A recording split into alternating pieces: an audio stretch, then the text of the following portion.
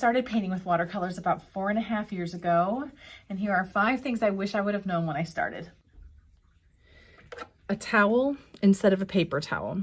So when you need to dry off your brush, it's so much nicer to have this, which is going to just dry. You can just hang it up and use it again, versus this, where the more you do it, you use this, you clean your brush in between, it's wet, it's wet, it's wet, and then you just have to go through so much. So there's a lot more waste in this, and this one I think even just feels better. So just a regular old towel.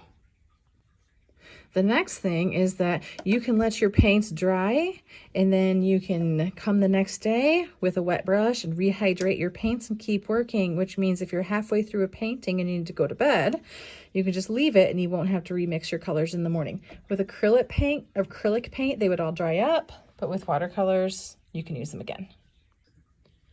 The next thing I wish I would have known is that if I wanted to paint this, see, I'll do hands, feet, and face, and then I want to paint shirt, I need to make sure this is all fully dry first. So I wish I would have known to get a little craft heat gun so that I could dry my layers in between. Otherwise, this is what happens.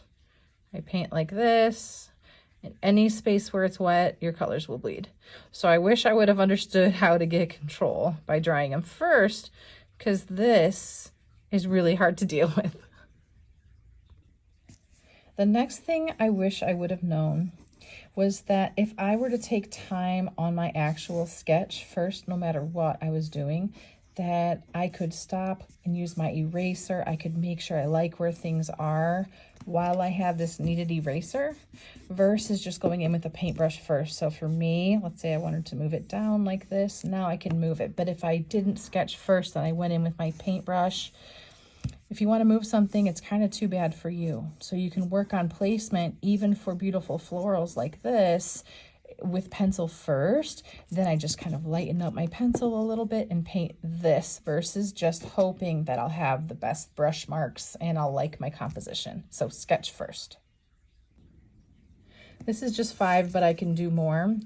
But the last one for today of 5 things that I wish I would have known when I first started painting is that it should, when you're painting a big space like this, I'm doing this whole parameter, it should feel like you're moving a puddle around the page. That's going to keep you from having all of those lines in your work. When I first started painting, if I would have painted this, I would have let these lines dry. I maybe would have gone back over it. Let it feel like you're moving a puddle around on your page. You want to keep these wet because as they dry, they leave marks. Watercolor is transparent, so it really leaves a lot of proof of where you are. So as I do this, I even would rather grab from my water and keep it moving and let the color change a little bit versus letting it dry. See, it almost dried over here. And I can quickly and efficiently fill it in by thinking about this as a puddle. And let's pretend like I did not just put this on top of wet paint. Okay, thanks.